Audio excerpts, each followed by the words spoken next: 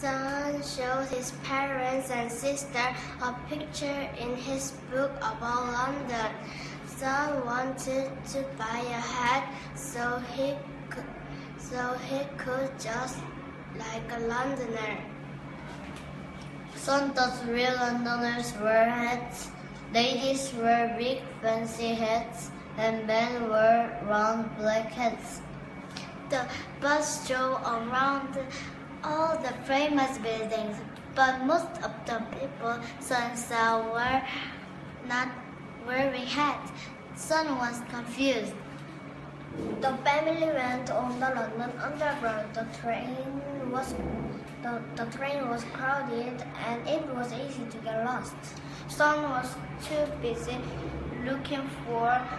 Son was wearing a hat he did not see when his parents got off the train.